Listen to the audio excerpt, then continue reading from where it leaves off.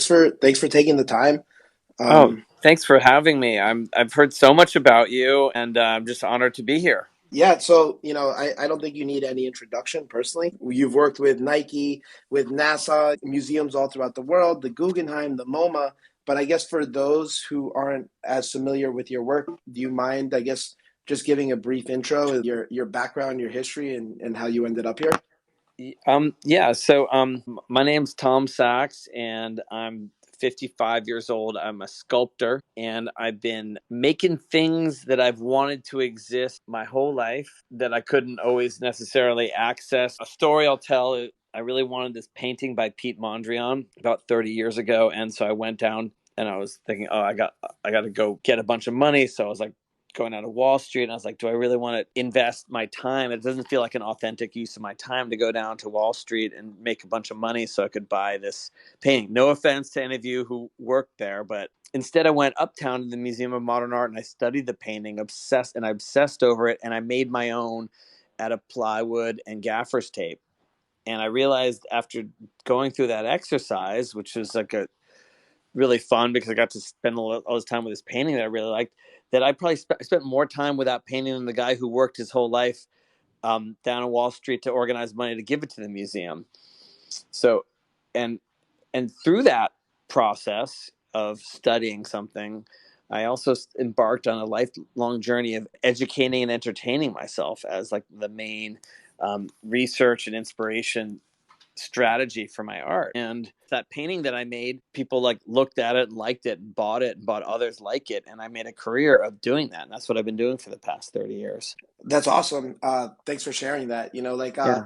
Reading up on your style. Like one of the things that I really liked is your attention to like consumerism, Yeah. and like bringing that aspect out of society. And that to me, I think is like super interesting because I'm 39 years old myself, and I firmly believe that like we are all just products of Western consumerism at this point, Mm-hmm. right? Like everything from art to TV to pop culture is just so influenced by that consumer mentality. So like Yeah. I love that you kind of tackle that and you focus on that. And I know you focus on that a little bit on the drop as well, but if you could go into that as well, just Yeah. and how that's I, prevalent in your work.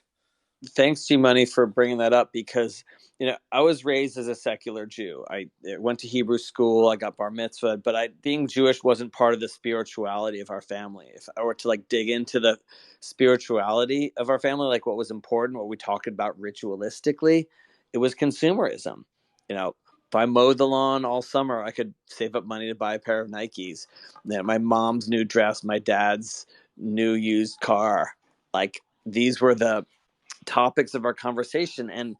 And if I'm to look back at that time, I would even say that consumerism kind of was our religion and how we defined ourselves through our brands. You've got a Ford driver versus a Chevy driver. You're a Chanel kind of person, or you're a Prada, but you maybe like, or maybe you're a little bit of both, and you have your tribal associations through those brands, or the beer you drink, or the movies you watch, or the bands you listen to, or whatever. And they're all consumer choices. And if you look at my art, I think you'll see like there's a lot of like violence in some of the associations with the brands, and I think I come by it honestly because, or I should say that I think I'm a particularly authorized critic of consumer culture because I'm a participant in it. I'm not living under a rock. I want a nice car. I buy expensive things. I always try and get the best things I can because I think they last. But that's just my particular brand of consumerism, is buying fewer things more expensively. There's no right way of doing it. Although I do follow this guy called Primitive Technologies. Do you ever check him out on YouTube? He like builds No, I everything. haven't. He's amazing. He builds everything from nature. Like he gets clay and he builds a fire and he makes bricks one at a time, and then he builds like a house.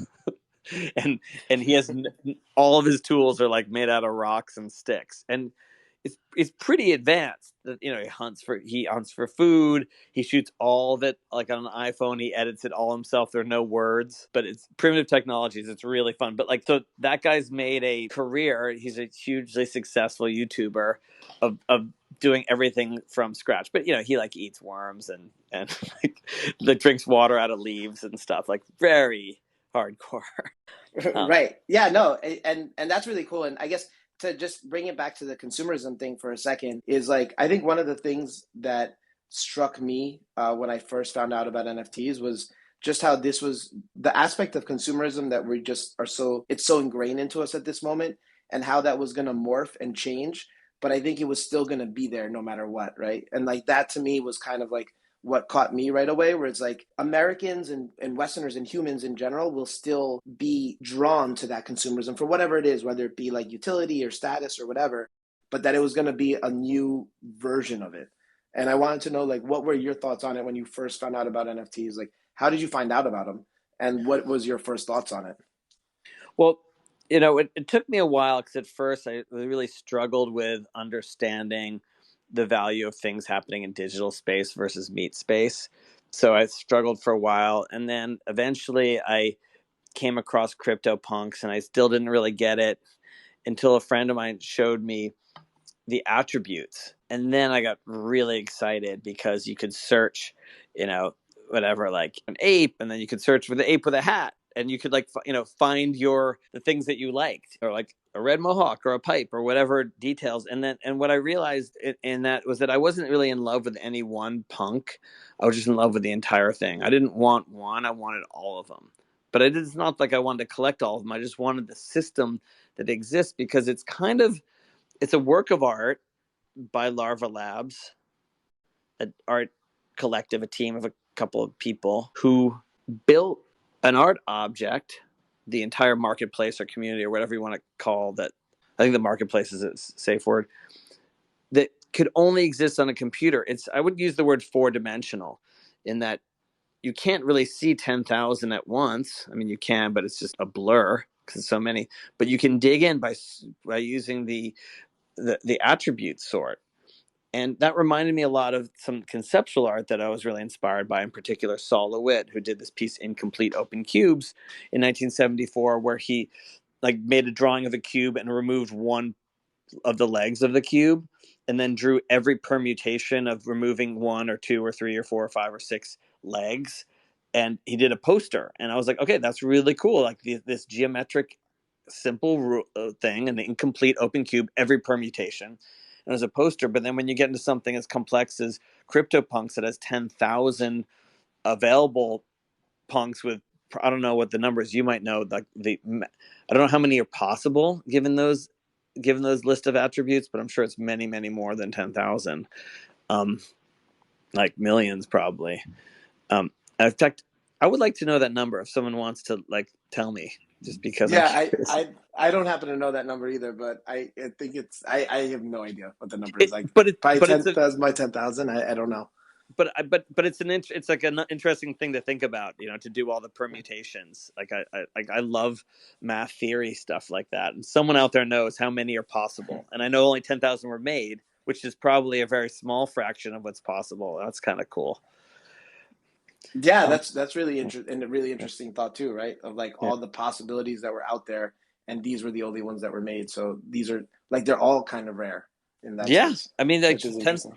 and I think it's a beautiful expression of how rare life is on Earth, right? Like, no two snowflakes are like, no two people are exactly alike. Yet there are 8 billion of us and growing. And you can see genetic similarities in cousins and brothers and sisters and stuff. Um, but I think, like, to answer your question more specifically about consumerism, I think consumerism is great when it brings you something, but it can be really toxic when it makes you a promise that it can't deliver. Like, you get this car, you get the girl. You wear this perfume, you get the guy. Whatever. Like, those are all lies and leave us empty. But what excites me about the NFT world is, one, that it's like completely DIY, and two, it's creating all these awesome communities, whether it's like CryptoPunks or Bored Apes, where people connect. Like, I tell the story about my ape. Like, I didn't really like Bored Apes at first until I stumbled upon my Picasso ape that was just like perfect, and it was just like, it looked exactly like Pablo Picasso, and he's kind of like one of my people. So I like snapped it up without hesitation. And same with a punk I own. I mean, there are many punks, but this one I love. Like, she's mine, and it took me a while to like give in and like commit to one. Yeah, But it's funny you say that because like I had the same thing when I first saw Punks. I was like, oh, like these are 8-bit pictures, like Super Mario Brothers style. I was like, yeah, whatever. And then like a couple months went by, and then like I started delving into them, and now like I love all punks, right? Like I see a yeah, couple punks like in the audience right now. I'm like, oh yeah, like they're all good looking in their own way, right? Like I love all of them, in their each individual way. yeah, what I think I love most about punks is the simplicity. Like, to me, some of the, like, and no offense, but like some of the projects, like I don't like the drawing. If I don't like the drawing of it, I don't respond to it. Like my favorite NFT right now is Zen Bonsai NFTs because they're just like beautifully rendered and they're cool. And like I know that it's probably will never be as successful as a punk or an ape because it's not an avatar face and people like it's have a hard time identifying with a stick of bamboo as their identity. But like which is natural, I don't think that, Yeah. but it doesn't diminish the project in any way. I think it's like a interesting analysis of how we relate to things. Right. Well, can we just take a minute here and just talk about like you're aping into all these NFT projects, which I think is awesome, right? Like what and I think that that's crazy because I didn't know that personally. Like, Yeah. are you generally like in like looking at these and like buying stuff that you like? Because I Yeah. think I do the same thing too, right? Where if I don't like the art, I'm like, yeah, I don't care if it goes up. Like if I don't like it, I'm Yeah. not gonna buy it, right? Yeah. I'm the same. And it took me a really long time to get a punk because they're really expensive, and I was like, I just didn't want to take the plunge. But then, like when I saw one that I liked for like her attributes, I was like, yeah, that's me. And That's awesome. I love yeah, hearing that. yeah. That and, that and like that's great. and I've been wanting to participate in a while because I like being part of things. I think that's what's so cool about this NFT world. Like we're all misfits, right? And like I look at my team. There, by the way, there are 20 people in the studio. We were all kind of fuck ups, like all in different ways. I mean, a lot of the kids here. I'm not one of them. Like they all got a lot of the kids here got straight A's. I'm not one of those kids, but like no one here really fit in. No, we weren't like whatever good at sports or in the popular group or whatever, but like we found each other and like there's a lot of love. And oh yeah, and like the only measure of success in the studio of excellence is like getting your job done without bothering anybody else. That's the only way you get an A here. Well, so then is part of that getting the job done? Like, are you guys like, will you guys see if like a drop is coming? You guys will be like, hey, like, check out Bonsais, and then like you guys will be like, all right, work's done for 5 minutes, and then like you all ape in, or Well, is it a little I stricter mean, than that? to be honest, like Charlie and Aram, and I don't know if you guys want to shout out and say hi, or Hey, what's like up? Charlie and Aram and me are like NFT crypto team, and a couple other people have been involved in it, but we're teaching, and like a lot of what's been going on in the studio is like are teaching the other people in the studio and sharing with our community. So yeah, we've been geeking out. I'll admit it. Like we're newish. I mean, yeah, I've been involved with those spaces that we got those BYO pills. Not a lot of them because it's like I don't have a ton of ETH to spend, but I would do more. I think I'm learning. And also I'm a little bit like of a fuck up. Like I don't set my alarm and make sure I'm there for the drop and everything. But I do but the same thing. I'm like, like if it's meant to be, like I'll be in front of my computer and it'll still be available when I'm there, right? yeah. I mean, I think I would be. I got a lot of moving parts. Yeah, no, that makes total sense. So then, you say you haven't been in the space that long, but like you've definitely done a deep dive. When did Yeah. you find out about NFTs, and then how long did it take you to like come around to them? Because like I Yeah. think like everybody, like my first thought too was like, oh, like I'm not gonna touch this. But then like as I started digging in and doing work on it, I was like, this makes so much sense.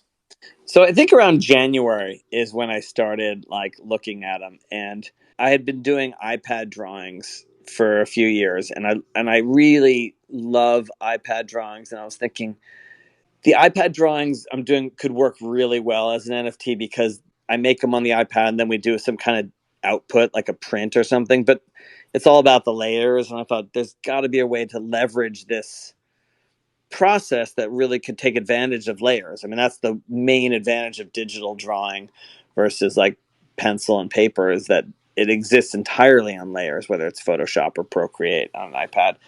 And then so I was like getting ready. I was getting ready to drop something on Foundation, and then my buddy Jeff from Broken Thread said, "Hey, take a little look closer, and, and let's look at." And I think that was maybe the moment.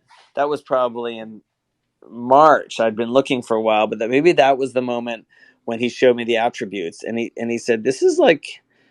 You could really take advantage of the four dimensionality of this. And then we started looking, and it was a few months, and we've been working ever since to build something that's like robust and transparent, and it's all on our project's entirely on chain, which is something that I learned about in the middle of the process of the not only the virtues of that, but the expense of that in time and money, but what it brings, because I think it's an important thing.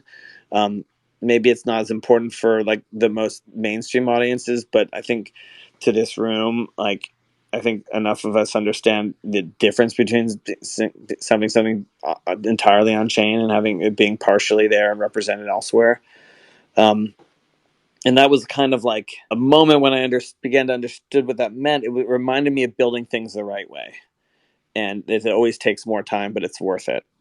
And like the transparency in cryptocurrency is the thing that really like turns me on, because it's like a way of disrupting the corrupt banking industry. Yeah, and thank you for sharing that. Like Yeah, that's awesome, yeah, the story. yeah. And And also I have to acknowledge NFT Studio, who made that code possible, and like so many other things. But they were my teachers. They're the development team, and they were the ones that said, "No, Tom, this is the right way of doing it. It's your call." And then, of course, once you start to educate yourself, then it becomes very, very clear what to do. Unless you're like, don't care.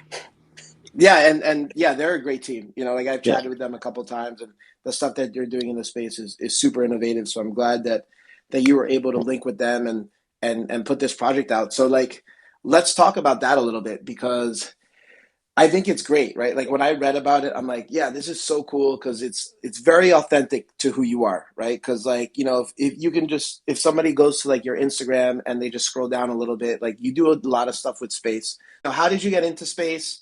Like were Yeah. you always into it since you were a kid? And like I know you've been working with NASA for a bit. If you can elaborate on that a little. Sure. Well, I'm glad that you see it the same way I do, which is that that we've been in the space for a long time, decades, and so that this project, the Rocket Factory, is an authentic expression of the studio. So anytime I work in any space or do a collaboration, I have a hard rule. It's got to be 50-50. Something I couldn't do without the NFT space, and something the NFT space couldn't do without me. And that's true of this as it is with Nike. And so I'm 55, so I was old enough to watch some of the launches. I don't really remember them, but space and the idea of space was always by far the most exciting technological phenomenon that I experienced in my lifetime. And Man on the Moon, and the idea of a military scale operation done in the name of art. And if you think about Man on the Moon as an art project, in that there was no real strategic advantage, but it was done for winning hearts and minds, and as a Cold War gesture of global domination. That sounds like it's ideas. So to me, I read that as art, and I view the Man on the Moon project as an art project. And I really wanted to be part of that, but I didn't really want to wait. And with my bad grades in chemistry, I knew there was no way I was going to get picked. So I just built my own space program from scratch in 2007 at Beverly Hills at Gagosian Gallery. We landed on the moon. And then in 2012, we did it at the Park Avenue Armory. We went to Mars. And in 2017, we went to Europa, the icy moon of Jupiter, at Yerba Buena Center for the Arts in San Francisco. In fact, this fall, we're going to Vesta, the asteroid, we're going to do that in Germany at Deisterhallen, which is a gigantic art Kunsthalle in Hamburg. And we're going there because we were running low on gold for making cell phones. So we got to go to an asteroid to go on a mining mission. And that's what my astronauts are doing. But the space program that we operate, which is a little different from the other NASA, is uh, is filled with so many extreme details that the experience for us is authentic. In fact, we don't even say like the real NASA; we just say the other NASA. In fact, there's a swear jar. You got to put a euro in if you call it the real NASA, or if you say performance instead of live demonstration. There's a penalty because we want the stakes to be high and real. All right, And, I and it, apologize. I'll come yeah. in and put some money in the jar next time I'm in New York. Then. Thank you, thank you. We spend it all on the party, so it all comes back. So, but Perfect. but there's one idea that's worth sharing, and I'll spin it into the space program, and this concept called sympathetic magic, where we sympathetic magic is an anthropological term that it kind of means like if you build it they will come, or you make a voodoo doll of your enemy and you push pins into their body. After my first space program, I got a knock on the door. This dude came in and he was really interesting, and he said he was a friend of a friend, and that checked out. And he came in and I was showing him around. I was talking about the space program, and he kind of knew the answer. He asked me all these really challenging questions that, as if you knew the answer to all of them. And I was like, "What's your job?" And he said, "Oh, I'm." This guy's name was Greg Vane, Dr. Greg Vane, and he was the head of solar system exploration at Jet Propulsion Laboratory. So he's the guy that leads us exploring everything that's within the solar system.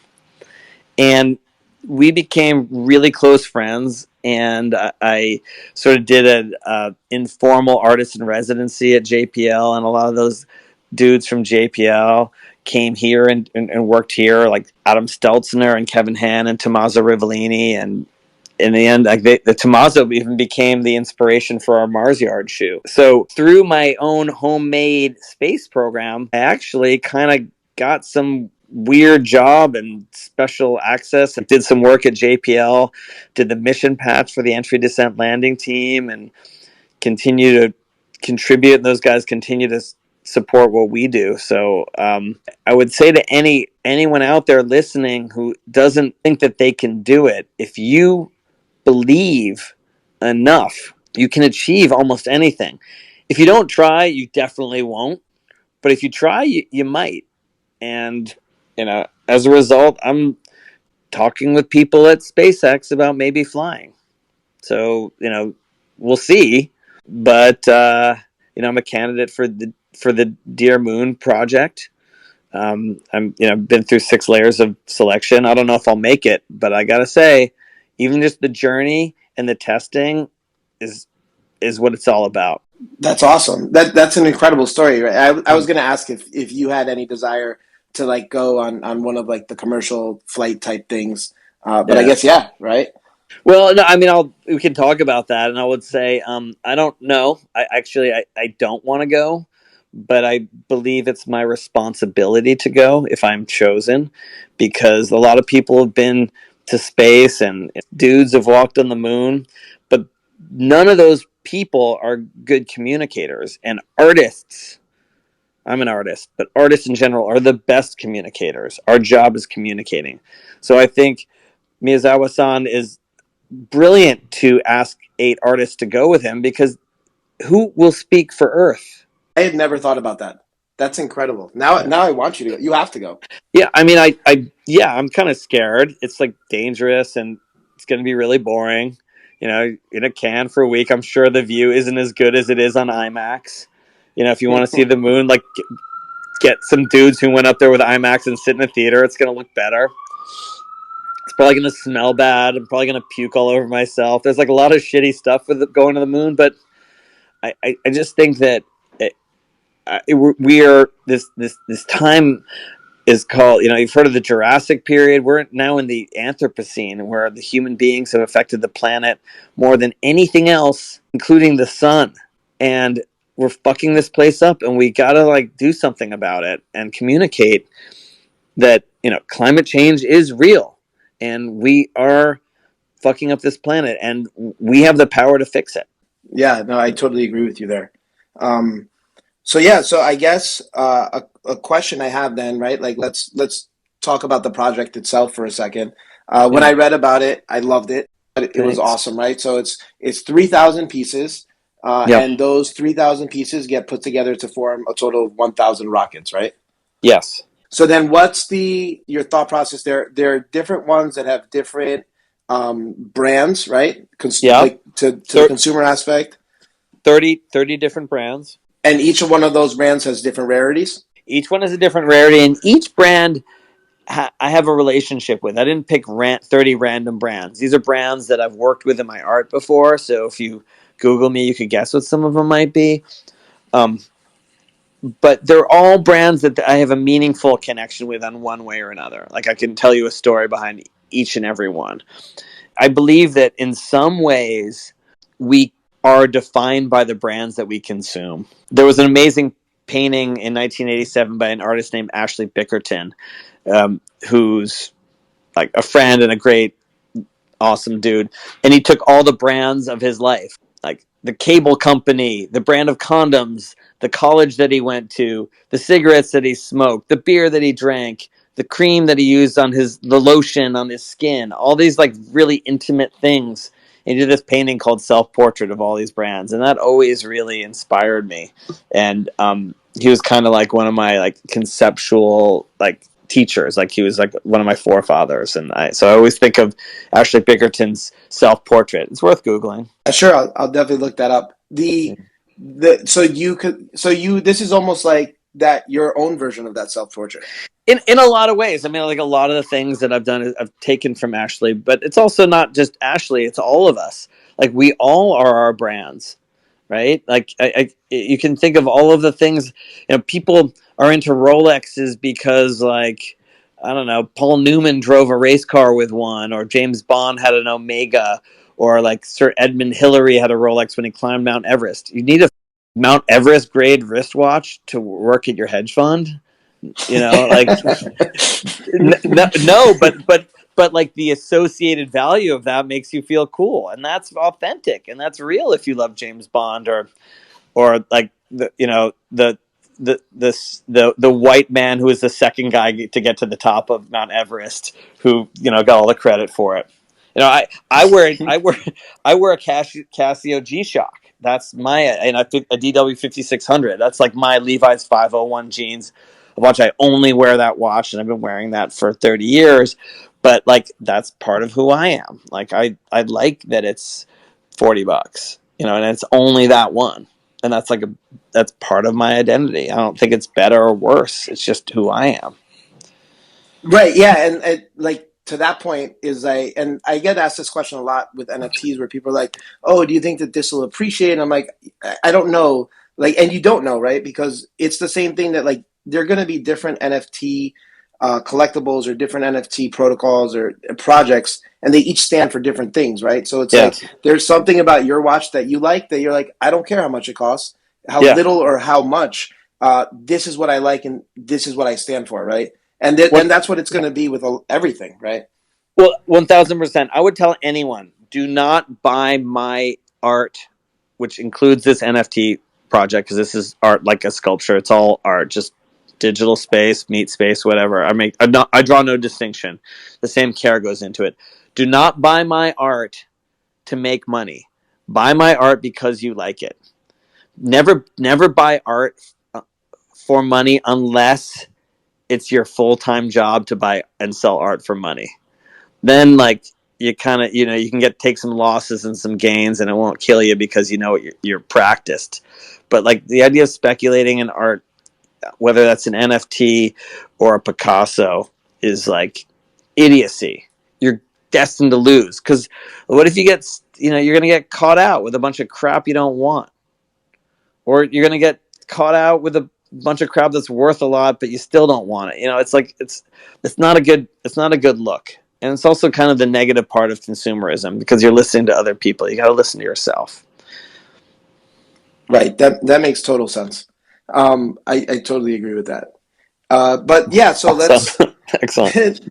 No, it's no because people always ask me like, oh, what do you think of this? And I'll be like, I don't like the art, so I'm not gonna Yeah. look at it, right? Yeah. It's That's huge, and there's been some interesting projects out there, but I don't like the way the thing looks. So like my wallet, I don't have a ton of NFTs.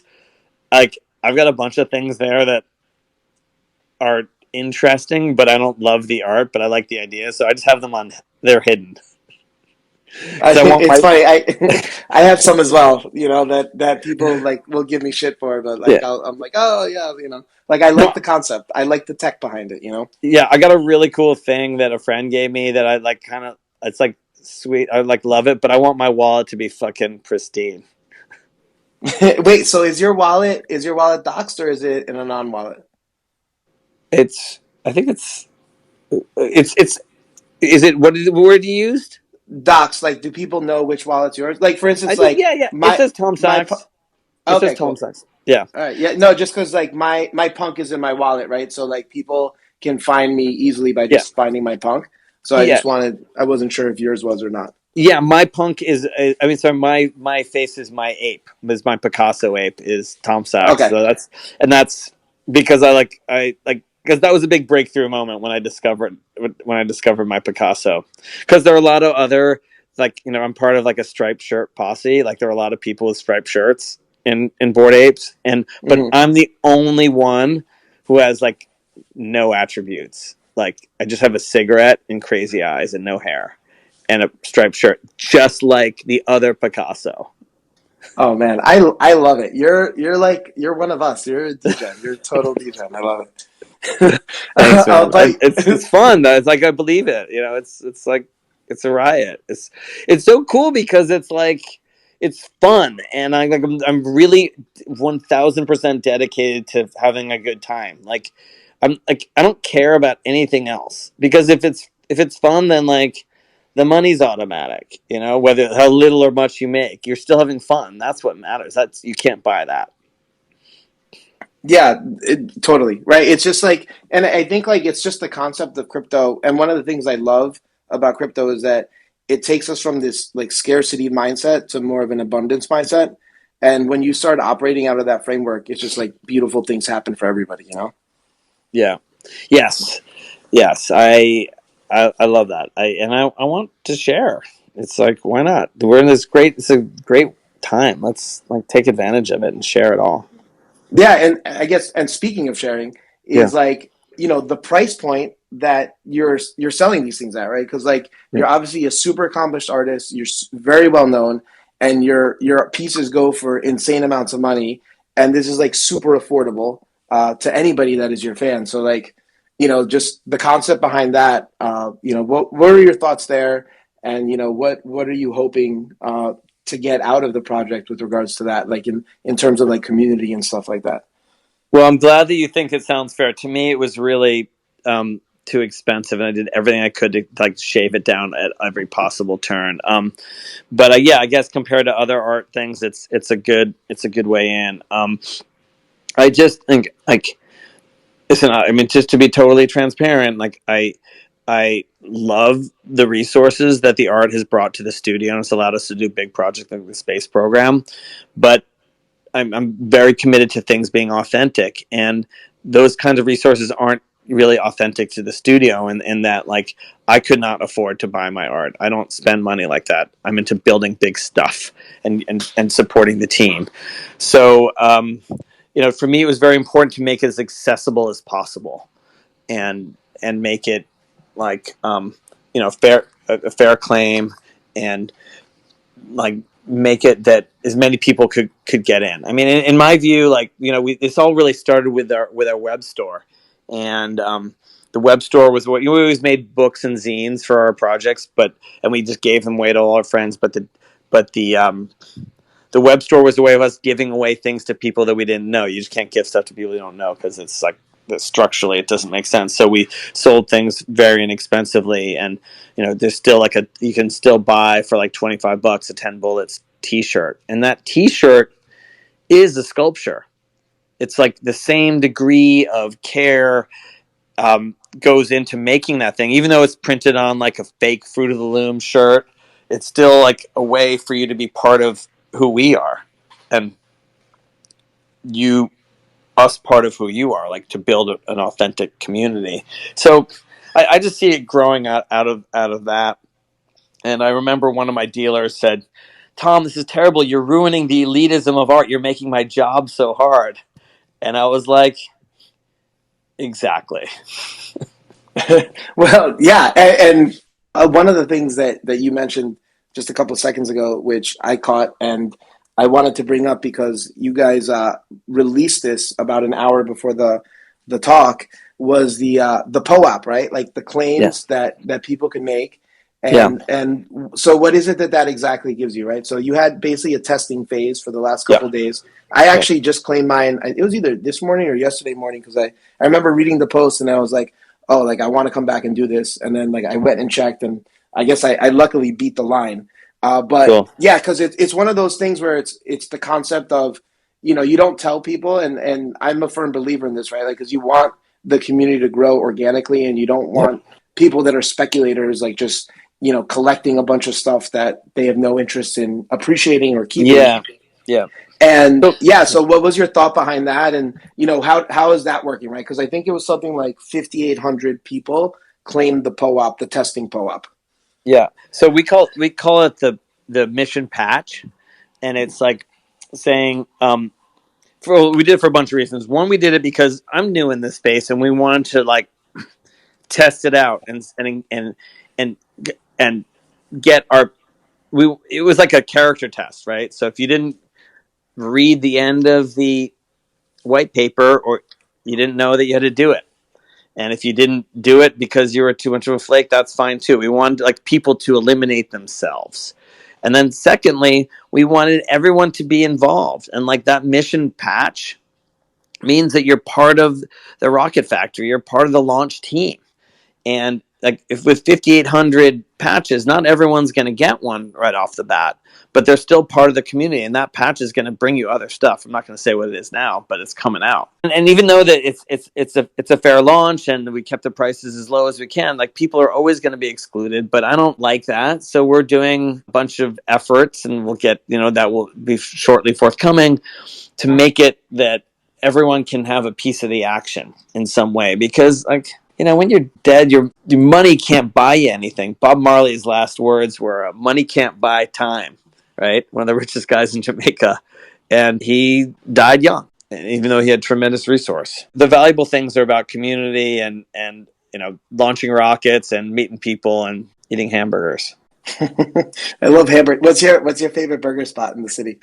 Oh my god! I mean, okay, so okay, without a doubt, always McDonald's, but besides that, Dude, you're like my best friend. I'm like, dude, they sell like a billion of them every year. They're good, right? I know they're good, but like I've got a fancy dinner with Sam Ratanarat tonight. We're gonna go with Balthazar, so I'll probably have that burger, but mainly because I think their French fries are so good. That's fancy. I really like Shake Shack. I had that last Sunday. We go to this place, Soho Park, around the corner. There almost isn't a burger that I don't like. I mean, what's your Have you favorite been? burger?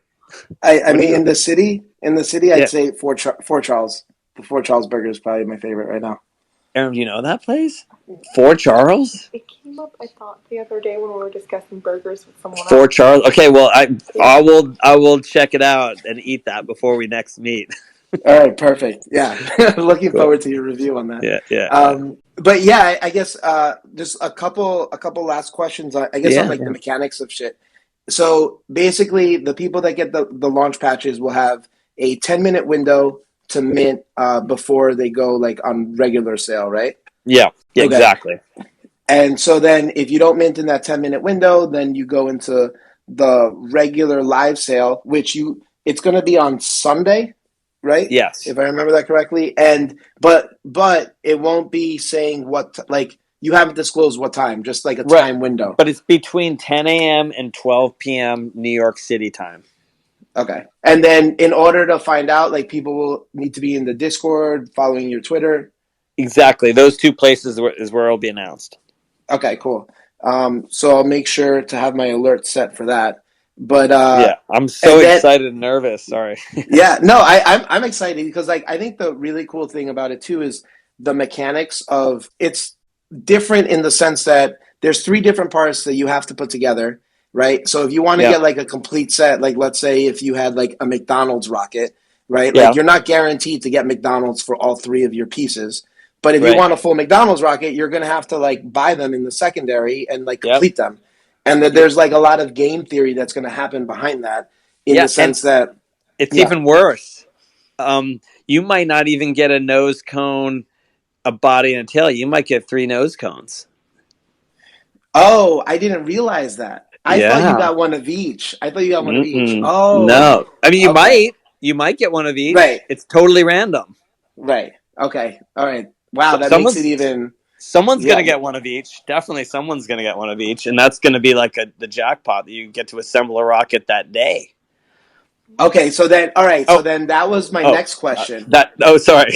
Yeah, yeah, Yeah, yeah. because Next that was my question. next question. Yeah. Because I thought that you got like everybody would be able to mint one of each part, so that everyone it'd be like, all right, if I don't want a fully branded one, I can just mint one. But Yeah. if I get 3 nose cones, then I'm gonna need to trade for the other Yep. 2, or buy Exactly. and sell. Yeah. Oh, that I think that's really Yeah. cool. I think that's a Yeah. really cool mechanic in the gamifying it and making it more fun, right? Yeah. Totally. Um, there's also going to be and just to be more infuriating, there's also a delay on your ability to assemble. That's not going to be available the first day, so that's another announcement. So you can get the perfect rocket Yeah. together. So that you have time to get your perfect rocket together. Okay, so it's like if yeah, so as soon as one rocket gets completed, you can't be like, all right, let's send it right now. Well, not this week. Not immediately. Right. Okay. Not this Yeah, week. there's a delay. All right, Yeah, cool. That makes because sense. I we mean, want we need the dust to settle a little bit. We also are organizing our launch window and calendar and stuff, but that'll be more information forthcoming. all right, We're you know, that's cool. we're teasing this all out on the on the on the Twitter, but also the place to go for all the updates on how the project's developing in extreme degree, and we've got it all pretty much planned out, but we're like teasing out the information. That's all on TomSacksRocketFactory.com or the white paper in the Medium article, and the Medium article is constantly being added to. We're not like updating and changing information, but we're adding and flushing out Right, yeah, the like articles. as More yeah, that makes articles sense. come out. Like one just came out today, so we're on. Yeah, This is the our third. one came out like an hour ago, right? Yeah, And yeah. that's So kind there are of 3 yeah. articles so far, and we will continue to expand that. So that's the place to always check. So do you think that like what do you think a lot of people would be going for sets, or do you think people will be going for, let's say, like maybe their favorite brands, like one on each part?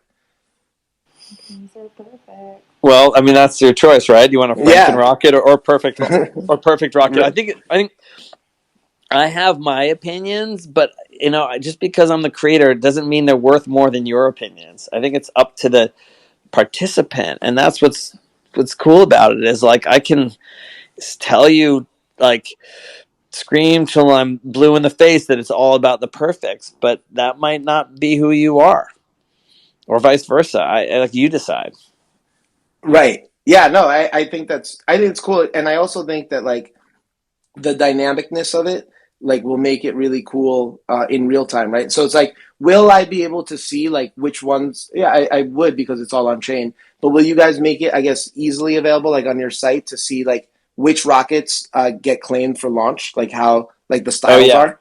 yeah. Okay. I'm so excited, G Money, to hear what you think of our website and marketplace. So we built our own marketplace. This is like you can do it on OpenSea, but you can also do it at Rocket Factory, and you save an extra 2.5% if you do it with us because we don't charge you for that. But the way we have it organized is really fun, and Yeah. and I'm a strict devotee of Edward Tufte, so we did what we could to make it clear and easy to navigate. Yeah, no, that's really great. So did you wanted it all on your site because you wanted to have like the best curated experience for your collectors, right? Yeah, because I want it to be Yeah. awesome, Yeah. No, I and totally agree. and I also want it to be fun, and I mean I think you'll wait till you see it and then tell me if I'm right. Yeah, no, I will definitely let you know. I'm looking forward to it. And so then I guess I know you probably can't say too much, and I Yeah. know we're coming up to the end of the hour, so I don't want to take too much of your time. But what what's like next on the roadmap? I mean, I love this conversation just for the simple fact that I found out you're just as much of a degenerate as I am. And like, you're looking at all these NFT spaces. So it's like, this isn't like a one and done for you. I can tell already. So it's Yeah. like, what do you have next on the horizon? Like, and like, what do you want to see that you haven't seen yet in like the NFT space, right? In Web3 per se, that like Yeah. you would love to have that tool. Well, I think the first thing is like claim all the parts, then mint the rockets, and then launch them with us. I mean, that's what this project's about. Like engaging in the launches. We will be traveling around the world. I don't want to make promises I can't keep, but my intention is to travel the world, launching in communities all over the place, so that we can meet people. And I know that you're asking me to say more than I'm probably prepared to say, but I would also include, when I travel around the world to all 7 continents, eventually I imagine a launch in Australia, I would also include the metaverse. And I can't say much more. Ooh, all right. That's fun. That sounds a lot of Yeah. fun. Yeah. All right, cool. Yeah. Yeah. I mean, listen, I'm really looking forward to it. When I heard about this and I read about it, I was super excited. I'm a huge fan of yours, Oh, and dude, thank you. and I love the fact that you're embracing the space, and and I think it's amazing for us as like crypto natives too, to have somebody like yourself that's so well respected within the art community embracing this and kind of leading the way, so that other artists and other people in contemporary fine art are like, wow, like we can do some really cool stuff here, and like push the space forward. Well, I really I love this space. I want to participate. I mean, uh, I I did my best to build something that's robust, to respect the sort of like existing values of the space, and bring the energy of my studio in an authentic way as well, so that it was, like I said before, like a truly authentic crypto space project and a truly authentic Tom Sachs studio project. And if everything works as intended, it will be that. And I think we're fingers crossed. Like NFT Studios did an amazing job with a code. It's like super elegant. We did everything we could to make it so that the gas fees would be as little as possible. And we're just trying to contribute with our minting 3 into 1. I guess I would say is it won't fail because of me. All right, cool. Yeah, no, I'm really looking forward to it. I'm gonna have my alert set on the tweets on Sunday, and I'm really waiting for it, and I'm looking forward to the cool stuff that you're gonna do with this, and then in the future. Awesome. Hey, G Money, thank you. Thank you for having me. Thank you, all you guys, for listening to us talk. I hope that we can continue the conversation maybe after launch. If you want to talk again, Yeah, I'm down. I love talking with you, man. right. Awesome. Likewise. Thank you. I appreciate you so much, and thank you for your time. Thank you. Thanks for listening, guys.